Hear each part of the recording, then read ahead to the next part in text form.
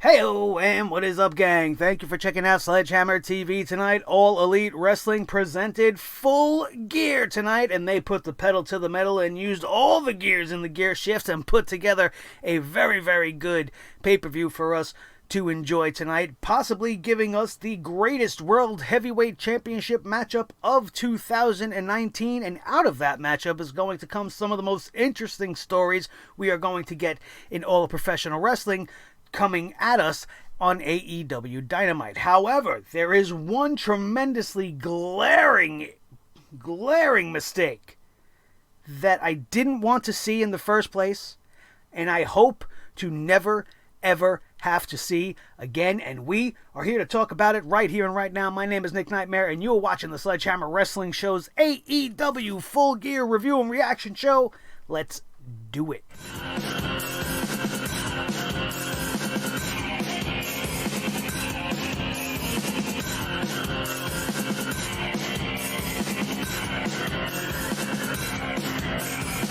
Sledgehammer Wrestling Show.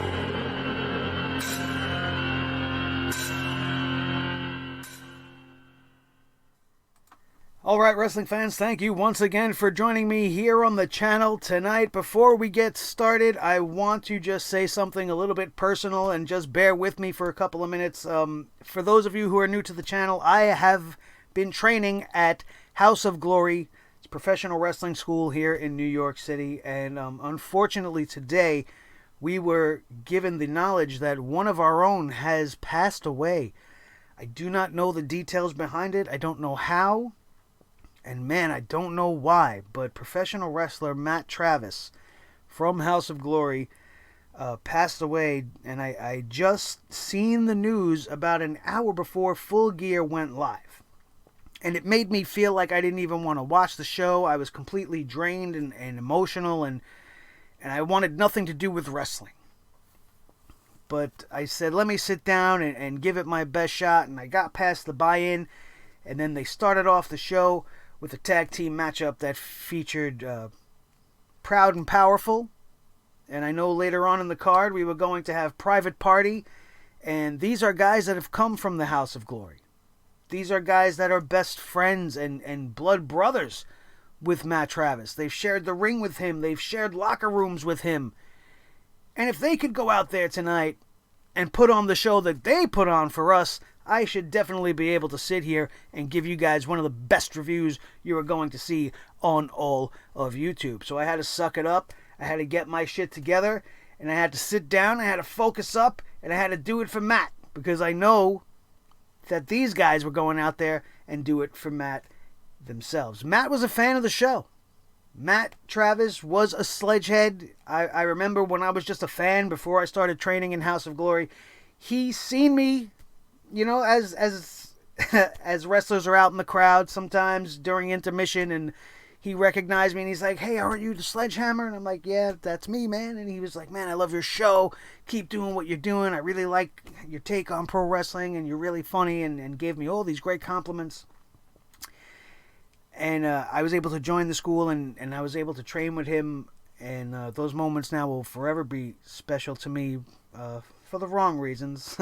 I was never expecting, rather, to not ever be able to work with him again or see him again. And just a quick public service for you guys. Don't take nobody for granted, man, because you don't know if anybody's going to be there for us tomorrow. So it's messed up, and my thoughts and prayers are with his family, with the rest of our family here at House of Glory. I've seen all the well-wishing going up while we were watching Full Gear. People were posting everything, and even Kevin Owens felt the need to tweet out. He never met Matt Travis, but he's seen the outpouring of love and support, and I'm rambling now, and I apologize for that. It gets a little personal here. I love you, Matty, and we're doing this review for you, my brother, and we are going to do it like we always do. So now that we got that stuff out of the way, and thankfully I didn't start crying, and I kept it all back in there. Thank you guys for indulging me and taking that in, because now your reward for sitting through all of that you might not even really give a shit about, because maybe you're an asshole, we're going to get to the AEW Full Gear review right now. And before we talk about how great a majority of this show was, there was some really high quality stuff, some really impressive things going on tonight on the pay-per-view. The one thing we have to bring the hammer down on is that bullshit, unnecessary, absolutely disgusting massacre that they wanted to call a lights out match. If I never ever see another lights out match, I will be absolutely fine with it.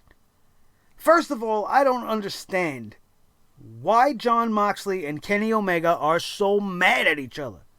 Did Kenny Omega say something off camera about little Renee Young? Did he tell Jon Moxley, hey, guess what, bro? Your girl sucks at commentary on the Raw team? Or did he happen to tell Jon Moxley, hey, guess what, Mox? Your girl's new show, WWE Backstage, is the lowest rating wrestling show on the entirety of the whole television world? Did something like that happen that caused Moxley to snap and want to bring out the barbed wire within 2 minutes of the match beginning? I don't understand it. You know, when you have matchups like this, when you need to pull these matchups out and dust them off and use them again, is when a feud has gone on for so long and has reached such a boiling point that the two guys in the feud absolutely want to murder each other, and the fans believe it. What are you believing in?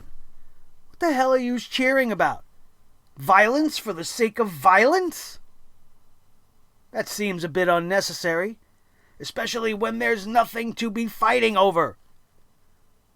What did Moxley do to Omega to piss him off so much that they want to murder each other out there? Throwing each other on mouse traps, putting glass in each other's mouths, doing all kinds of ridiculous, fucking stupid stuntman bullshit. Why? I don't understand it. I may be a little bit more forgiving of what they did if the match actually started out as a wrestling match. I know it's lights out and it's unsanctioned and whatever, which still doesn't make sense. Just because you turn the lights on and off doesn't mean that the match doesn't count anymore. And then, oh, this match doesn't count, but we're going to have entrances and they're going to get their music and we're going to have JR and the guys call the action, even though this is not sanctioned by the company, and none of that should really be if this is a truly unsanctioned match. I don't understand the need for any of this shit.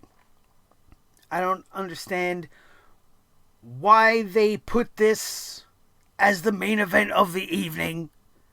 There's no heat behind it. There's no reason for you to care. Unless you love Kenny. Oh, I love Kenny Omega so much. He's the greatest wrestler in the world. Or you love Jon Moxley. Oh, Johnny Moxley is such a great guy, man. I love that Jon Moxley now that he's not with Vince. I hate Vince so much, man. Why? It was unnecessary. It was uncomfortable. It made me want to turn away and turn off the show. If Full Gear ended with the World Heavyweight Championship controversy and this match didn't exist, AEW Full Gear would be an absolutely fine show with almost no mistakes. But this was the stupidest, most unnecessary matchup maybe of the year. And that's including a lot of matchups. Just because you can be violent doesn't mean you should be violent. There was no call for this. Jon Moxley wanted to leave the WWE so that he can go slice people up with razor wire and broken shards of glass. This is what your aspirations were. This is what you went to AEW for, to be an absolute blithering fucking idiot. Taking your own life in your hands. Taking Kenny Omega's life in your hands. Putting on this stupid stuntman bullshit matchup. For what? There's not even a title implication being put in front of these guys. They're just fighting to fight. To prove who's the best fighter? To prove who's better with barbed wire weapons? Since when has Kenny Omega been this fucking hardcore maniac anyway? Anytime I've seen him, he's been putting on wrestling matches with Okada. You know, guys that can wrestle. Where is this all coming from? And why is it necessary? Why did you enjoy it? I know some of you are saying, oh, you're crazy. Why didn't you like it, man? Because I don't like watching a massacre. I don't like watching people really being physically injured for no reason. I don't like to watch it even if there was a reason. You may have liked ECW back in the day. You may have enjoyed when it got a little bit hardcore. But when they started taping up people's hands and dipping their hands in glass like this was fucking blood sport. You got Cactus Jack out there in exploding matches and barbed wire matchups, losing his ear to Big Van Vader on regular fucking ropes without even use of barbed wire. But what is the difference of all of this stuff in professional wrestling? Don't throw that shit back up in my face, because the Big Van Vader Cactus Jack feud went on for years before it really started to get hardcore and violent. Stone Cold Steve Austin and Bret the Hitman Hart, did they have their first match be that blood runs cold match? The submission match with Austin dripping down? No! You build up to these special matches. This was their first match. This is what you're going to do in your first encounter. What the fuck are you going to do next time? I hated it. I hated that. And the fact that this is how the show went off the air is what got me sitting here so hot with it off the top of my head. It's a very easy thing to do, to book pro wrestling. It really, really is. And I don't understand how they signed off on this. If you wanted to give this to me next year, after Moxley and Omega have been in each other's shit for the whole year, maybe I would at least understand where you were coming from. It's like you're doing it just to do it because Vince said, oh, we're not going to have blood and guts. So then Cody's like, oh, we'll show you blood and guts, motherfucker. We got Moxley now. Worst part of the show, hands down. If you like that sort of thing, then you're probably a sadistic fucking freak. That's not pro wrestling. I'll say it again. That is not professional wrestling. And I don't care that Kenny Omega found a way to get 19 V-triggers in this matchup. It's not pro wrestling. That's a backyard street fight. Ridiculous. Thankfully, before this matchup, for the most part, AEW's Full Gear delivered in many, many other different ways. So all you little AEW boys that are sitting there seething at the mouth, waiting to get at me for everything that I'm going to say, calm down. Because this was a good show, minus Moxley and Omega. Dr. Britt Baker, DMD, submitted Bea Priestley in the open on the buy-in, and this was a decent matchup, and I'm not going to shit on this too much, because if there is any truth to the rumor that Britt Baker had the flu, and she still went out there and put on the match that she put on with Bea Priestley, I'm good. I'm good. That was a damn good match. If she can go out there with the flu and outperform the WWE Women's roster, then hey, Britt Baker is badass. And I'm with it. And I can't wait to see her out there at 100% in her next match with Bea Priestley. Because there's nobody else for her to fight that I give a shit about. Which is the only problem with the AEW's women's division. I don't care about anybody in it outside of Britt Baker and Bea Priestley right now. And we'll come back to that later. But this was a very good matchup. Very good opening matchup. Nothing else really went on in the buy-in. Usually there's a couple of matchups. Sometimes, like at All In, they have the big battle royals and whatnot. But it was one match during the pre-show. The rest of the pre-show was fantastic. It puts the WWE pre-shows to shame because they actually got you guys interested and caught you guys up on what was going on in some real good promotional videos and packages and vignettes that made you understand what you were about to see tonight. But when you got to see Moxley and Omega, it's just two guys just yelling at each other over nothing. And none of Moxley's promos make sense. They're all intense and they're all full of piss and vinegar and they're cool to listen to, but they don't really tell you why he hates Kenny so much. But outside of that, the build for the show on the pre-show was very good. It led to this matchup, but this matchup was still kind of not the story before AEW's Full Gear's main show went on the air. Bea Priestley was laid out in the ring, trying to get her shit together. The lights went out. Brandy Rose comes out looking like $1,000,000, and she's got Awesome Kong with her, as always. Awesome Kong dropped the all-black gladiator gear for this gold outfit. She looks like she got herself in tremendous shape. I've been a fan of Awesome Kong for the last 10 years, if not more, since I've seen her in TNA, when TNA was actually good wrestling. And I liked this. And while Bea Priestley is a heel, or comes off as a heel on the women's side of things, and Awesome Kong, you can't say is anything but a heel, it didn't make sense why they would target Bea Priestley. Awesome Kong would come out, deliver that vicious back fist, and they would follow it up. Awesome Kong had this really cool looking knife, and she's flipping it around like a psycho killer. And they took a lock of hair from the head of Bea Priestley. Brandy and Kong head back off with their trophy, and that is how the pre-show would end, getting us to the main show. It was great to hear Taz on commentary once again. I don't watch AEW Dark. I don't have time, and I've heard it's an absolute nightmare to even get through, so I'm not going to fucking bother with that little-ass show. But great to hear Taz on the commentary team tonight. He gave way to Jim Ross, who comes in for the main show that kicked off with a tag team matchup. Proud and Powerful defeating the Young Bucks. Listen, props to the Young Bucks.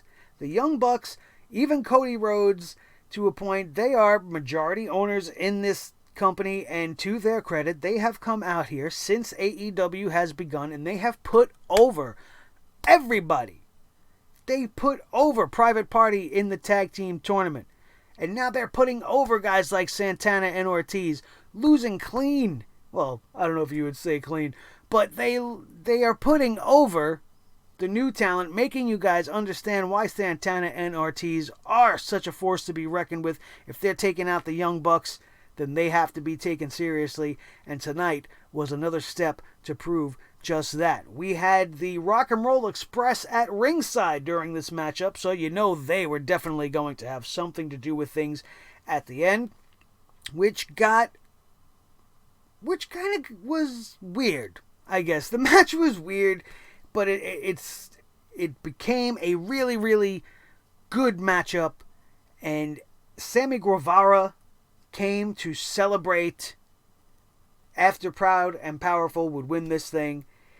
Ricky Morton and Robert Gibson would hop the guardrail to make the save, as they were going to continue, the Inner Circle were going to continue to beat down the Young Bucks. I seen Ricky Morton do the world's slowest and oldest Canadian destroyer.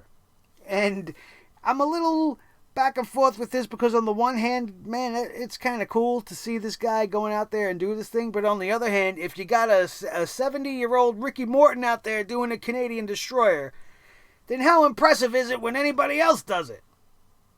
Just saying. It's not really that big of a deal. I'm just saying. Hangman Page defeated Pac tonight. He pinned the bastard, and this was a very good matchup, very good singles matchup. I thought Page was going to get the win. I thought maybe they were going to do something a little bit more with what's coming in the future, but getting this win over Pac is huge for Hangman Page, much like Proud and Powerful getting the win over the Bucks. Hangman's not known as much to the rest of the world as Pac is. Everybody knows Neville if you watch the WWE, and you're going to think highly of a Hangman Page now if he's coming out and beating a guy like Pac. This was very, very good. This was a very good matchup, and it put Hangman Page in a much better light. At least to me. You guys that watch the show, you know I've been hard on Hangman. But this was a very good outing. This was a very entertaining matchup. Unfortunately, the same can't be said for Shawn Spears with Tully Blanchard or without Tully Blanchard, as he took on Joey Janela, and he beat Joey Janela in a match that was kind of boring to me. This was one of the two matches on the night of the official card that I just really had no interest in. Joey Janela doesn't do anything for me. Shawn Spears is a great heel. I like the character, but for some reason, when he gets in the ring and he goes in there with whoever it is he's with, he just comes off as bland, and he's just boring to me. He's boring. I think this guy was maybe made to be a babyface, maybe without the whole, smiley tent thing. I thought it was going to be good for him, but for some reason, I just wasn't feeling this matchup. Maybe it wasn't the fault of either one of these two guys. Maybe it was just my mental headspace, but this match to me did nothing. It was worth nothing, and we could move on. We had a Golden Boy interview with Kip Sabian backstage. He wants to show everybody that he's got Penelope Ford as his valet. He has formed a new faction with TH2. They are going to be, what the hell did they call themselves now? I forgot what they said. But there was some sort of name that they were calling themselves, the Smart Guys or something. No, it wasn't anything lame like that. But it was so uneventful that I can't remember what it is that they decided to say. And it's not written in the report here. I didn't write it down. So, next. AEW World Tag Team Champions Frankie Kazarian and Scorpio Sky retain their championships in a great triple threat tag team matchup where Mark Quinn of Private Party is showing to the world continuously why he's going to be a big star one day. He was a big time standout in this matchup, and you cannot watch this matchup and not give credit to Rey Fenix. Rey Fenix is, as much as he's a flippy-dippy guy that sometimes gets on my nerves with the amount of crazy gymnastic-style wrestling he does, you cannot deny that tonight was his night. He went out there, he had a great matchup, and the match itself wasn't even the story by the time things all were said and done. I was a little bit disappointed that Private Party pretty much was added to this matchup to be the ones to take the pinfall. And that's not okay with me. I don't know why the Lucha Brothers couldn't take another loss again, and why you had to stain the record of a new and burgeoning tag team that's starting to get hot on a little bit of a win streak after coming out of the tournament. It would have been a better story to tell. But Private Party sucks up the pin. After the matchup, for some reason, the lights went out. Pentagon and Phoenix were attacking SCU, and the lights go out. They like to use the lights going out, not just for stupid matchups to end the night, but they do it for Cody Rhodes, they do it for Awesome Kong, and now they do it again. In this moment, the lights go back on, and there's another guy dressed in a Pentagon suit. And unless you're a monkey in a clown suit at home with half a brain, you knew that the guy in the makeup and the mask was going to end up being Christopher Daniels, who hit an STO on Pentagon and then an Angel's Wings on Felix before taking off the mask to show himself to the rest of the world. But I don't get it. I mean, he's getting his vengeance on them for taking him out. I mean, I get that, but I mean, why? Don't you think maybe he should have done that during the matchup and maybe have that be one of the reasons to cost them the match and not have Private Party lose? Just throwing it out there. Not the worst matchup in the world. Definitely one of my more favored matches that they have put on since the Lucha Brothers and everybody have been fighting for the tag team titles, and it was okay. What was not okay was the AEW Women's Championship matchup. And I don't care if you're going to sit there and tell me how great the match was and how this was the best women's championship matchup of the year, and all the things that the social justice clowns are going to come at me with. The fact of the matter remains, I don't give a rat's ass about Riho, and I don't give a shittera about Emi Sakura, and that is because they have given me no reason to care. I don't know anything about Riho except the fact that she was signed to AEW and she won the first AEW Women's Championship. Other than that, I know nothing. I have no reason to gravitate to her. I have no reason to root for her. I have no reason to root against her. I have no reason to care. And the very, very same thing can be said about Emi Sakura. I don't care. It doesn't matter how good your match is if I'm not invested in your character. If you're not telling me a story, which is the purpose of a television show, by the way, is to tell stories and get fans to be invested. If you can't do that while a championship is on the line, then I simply will have no interest. And I'm not saying that this was a bad match. I'm saying that I just didn't care. And I struggle to find reasons why many of you guys do. It was an unnecessary match from the booking. AEW, where wins and losses matter. But there are... Who's that other girl? Sheeta. Sheeta's got like a 3-1 record. Oh, just because Emi Sakura pinned Rio in the last outing in that tag team matchup disqualifies her to get the championship. I mean, at least maybe you could have made it a triple threat match. Maybe that would have made it a little bit more interesting.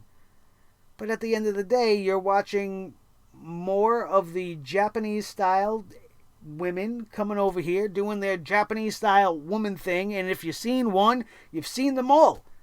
You gave me no reason to care.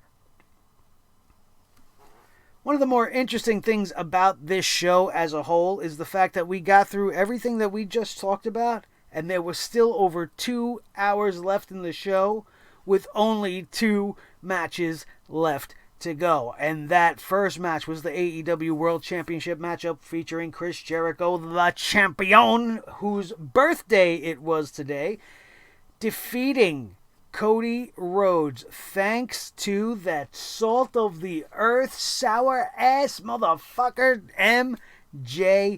MJF. And finally, we are going to see the real MJF on TV. And don't even, he turned heel. Did you enjoy Mr. Nightmare? Did you like that MJF turned heel? Shut up, because he didn't turn heel. He's been heel. MJF, the same guy at StarCast that's only letting people who paid half price for his ticket take half his picture. He's a heel. He's been a heel. Which is why it has been confusing to me. Oh, he's such an evil prick bastard everywhere else you see him, except when he's with Cody. Then he's a good guy. And we're all going to cheer him. He's a good guy. No, man. Are you guys not paying attention? Are you AEW guys so fucking blind? Of course you're not. You're sitting here watching me. You're not stupid. You know what I'm getting at. All of this was just a way to make this moment tonight feel like a turn. It wasn't a turn. This wasn't bad. Listen, this wasn't bad at all. Just stop acting so surprised and stop trying to feel so smart and using wrestling terms that do not apply. Oh, MJF made the heel turn tonight. You're going to hear so many people say that. He was never a face to begin with, so calm down. Calm down.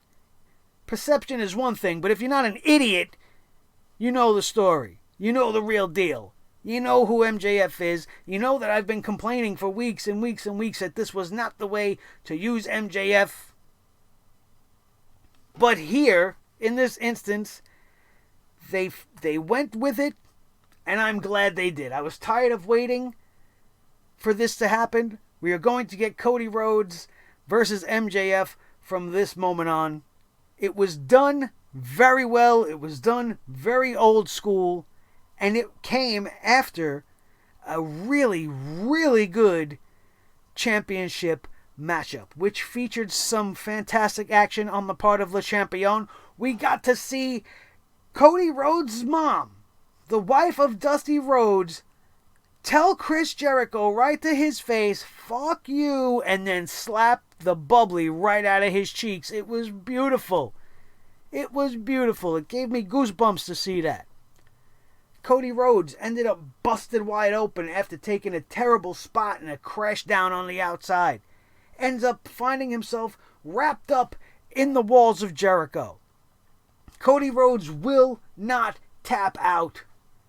MJF throws in the towel. Arnold Skolin style. Throwing in the towel. Giving up for his boy because he can't take seeing his friend in such pain. But it was all a ruse. It was all a ruse. And it was great. MJF shocked the wrestling world. The fans were absolutely rabid during this matchup. They were kind of quiet for the majority of the card. Not your typical AEW crowd for the most part. But they were incensed by the time we got to this point in the match. MJF shocked and sucked the wind right out of that whole entire crowd. And it gets better. The Inner Circle comes out with the bubbly to celebrate. MJF looked like he was all pissed off at everything that was going on. Cody didn't know what to think standing there. MJF started crying. He started crying and saying, I'm sorry. He started apologizing to Cody. I'm sorry. The fans started getting on MJF, telling him, you fucked up, chants raining down. And then Cody picks up MJF off the mat. And MJF kicks him right in the balls. And immediately, a smile came to my face because now this best friend bullshit can be put to rest and MJF is going to be let loose. We had fans throwing soda cans at him, soda cups or whatever it is. That is the type of villainous bastard MJF could be. He's going to put butts in seats. He's going to be a reason to watch Dynamite, and you're going to see firsthand for yourself as this goes on. This was the best possible way to introduce everybody to the real MJF. I'm still going to, I can't not say what I've already said. It was annoying seeing him as Cody's friend all this time. But to give me a big payoff like this, I'm going to be very, very happy about it. He was getting booed out of the building. It was fantastic. It was fantastic. And I can't wait to see what's going to come of it. Some of the things that I didn't understand in this matchup was the involvement of the judges. What was the point? Just to swerve us, to make us believe this was going to go 60 minutes, even though it was not? Good job if that was the case. If not, what was the point of having the Great Muta out there if he wasn't going to get involved and cost Chris Jericho the match? Or try to cost Chris Jericho the match? What was the point of Arn Anderson being out there? What was the point of Dean Malenko being out there? Dean Malenko, another guy with an extensive history with Chris Jericho. And how was that going to work anyway? The match went to a draw, and they were all going to sit there and go, well, I think this guy won, I think this guy won, and I think this guy won.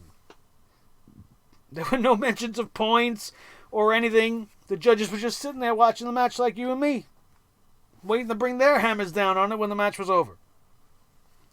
A slight little nitpick about just the initial booking of this matchup. It's like they just put it out there so that people will think, oh, we got legends here or something. I don't know. Seemed a little bit unnecessary. But this matchup for the AEW Championship was entertaining from start to finish. It was, for me, Chris Jericho's finest moment in AEW yet.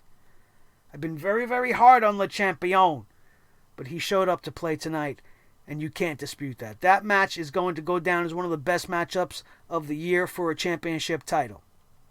And coming out of it, the story that's going to move forward, Cody Rhodes no longer is allowed to challenge for the AEW Championship going forward. He's going to want revenge on MJF for making that a possibility. Is he going to try to get around that? Because Cody Rhodes didn't actually lose the match. He never submitted. He was never pinned. So thus he's never lost. Somebody else gave up for him. Is that going to be their loophole to get Cody Rhodes his next matchup with Jericho? Or are they going to stick with it and Jericho is going to go in opposite direction and we're going to have Cody and MJF just trying to rip each other apart? See, now by the time we get to the end of the year between Cody and MJF, then you could pull out a lights out match and people will believe the amount of violence going on because you started off here and then by the time everything is said and done, you can finish it off with something like that. Not what you did with Omega and Moxley to ruin everything right that you did with Full Gear. The women's match was a good match. I personally just didn't care. The Shawn Spears match versus Joey Janela match was a good match. The Tag Team Championship matchup was a great match. The opening tag team matchup was a great match. Then you gave me this Moxley Omega bullshit nonsense for no reason. I'm sure Renee Young was real happy watching this. I'm sure she's real glad her man went to AEW, watching him nearly get murdered by Kenny Omega, and yet somehow coming out with the win. What this means? I don't know. Who the fuck's going to want to fight Jon Moxley now? Has he had a regular match since coming to AEW? Or has everything just been this hyper intense lunatic? Is he trying to make good on the lunatic fringe gimmick now? Because you can leave that where you found it and you could do like other things. It just baffles me. And we're going to go back into this before we sign off. It baffles me how you would want to leave. I don't care how bad the wrestling is in the WWE. But if the reason why you wanted to leave was that so you can go and cut yourself up with barbed wire and have hardcore death matches, then I'm not too sad to see you go. And I'm actually more upset to see you here in AEW. Because we don't need a resurgence of ECW. We don't need a revival of the hardcore division. We don't need death matches coming to the United States. You can leave all that shit where it is, if it even is still around anyway. I don't consider it professional wrestling. We saw two guys go out there and do a whole bunch of shit to each other with a bunch of weapons. And what did the winner get? To have his hand raised in the end, and that's it. I can probably go to the schoolyard right now. It's about 12 o'clock in the morning. I bet you there's two groups of young fucking millennial assholes sitting there trying to beat the shit out of each other. It'll be just as what we've seen between Moxley and Omega.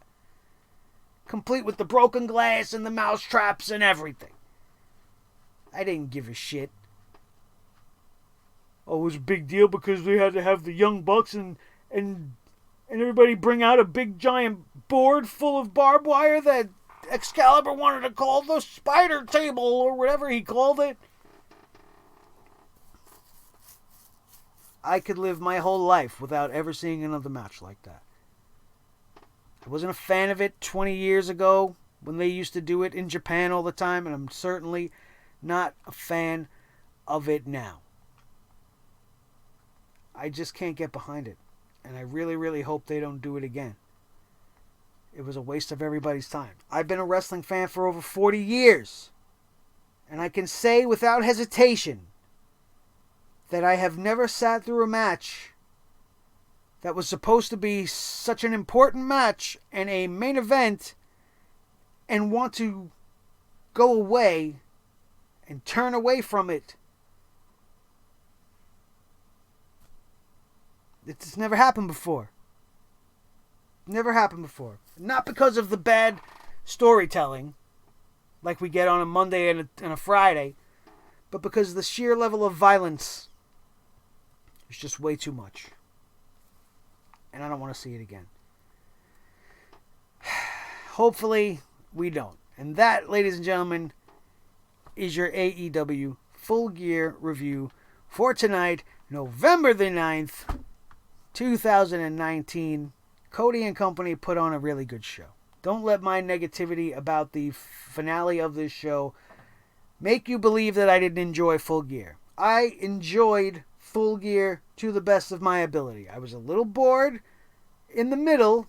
They could have probably paced this card a little bit better, spaced out some of the crazier matchups. Maybe if they would have put Shawn Spears and Janela in between the two matchups that started off this show, might have given it a better feel to it. Maybe if they gave me a reason to give a shit about any of the women, I would care about how good that match was. But otherwise, this was a solid show.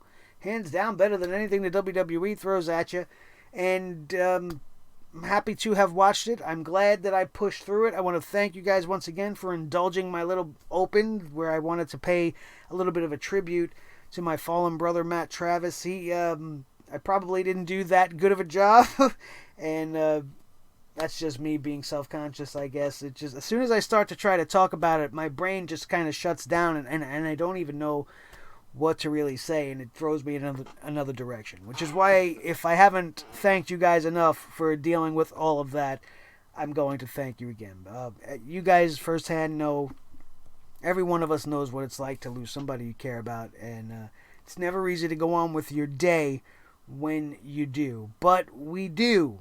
We do go on and we do struggle through, and we are here. I am here for each and every one of you, because nothing makes me feel better, makes me feel more like myself than talking wrestling with you guys. And I look forward to seeing all of your comments down in the comments section below. Not much really to give the poop hammer to, except for that main event lights out matchup. They get the poop hammer for this episode, or this pay-per-view, because I hated every minute of it.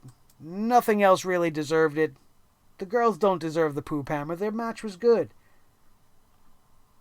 That last match, what the poop hammer was made for. But don't forget to let me know what you guys didn't like about tonight's show. What did you find wrong with tonight's episode of AEW Full Gear? Don't forget to smash that like button if you enjoyed anything we had to say or do here today on the channel. And don't forget to subscribe and become one of the over 2,000 strong that know when you want your professional wrestling news full of honesty, fun, and truth. Sledgehammer TV is the place to be. Don't forget to share this video with each and every one of your wrestling buddies all over the wrestling world, and make sure you tell them that you love them and that they mean something to you, because you don't know if your wrestling buddies are going to be there with you tomorrow. Okay. And that, my friends, is all we got. Don't forget to check out everything else we put up on the channel this week. We told you everything wrong with SmackDown Live, or Friday Night SmackDown. We told you everything wrong with AEW Dynamite this week. We told you everything wrong with Monday Night Raw. We got the Drawing the Fiend on the Sledgehammer Shorts series. I drew the Fiend, the Universal Champion, in speed drawing style, time lapse. You can get to see him come to life right before your eyes. That's here on the channel. We drew Sasha Banks on the channel. There's all kinds of wrestling stuff on this channel for your wrestling heart, if it desires. This is your new home and hub and your new favorite show for everything. Go check out everything else we got on the channel. I would appreciate if you'd hit the like on all of those as well. And that, my friends, will do it. My name is Nick Nightmare. This is the team Thor the Sledgehammer, the official Sledgehammer of the Sledgehammer Wrestling Show. His tag team partner, the World Heavyweight Champion of all the microphones in all the world, Mr. Blue the Snowball. The most important member of the team, as always, is each and every one of you. That, my friends, is going to do it, and we are out of here, and we will see you next time right here on your new favorite wrestling show, the Sledgehammer Wrestling Show, only on Sledgehammer TV, right here on YouTube.com. Rest in peace, Maddie. We love you, brother.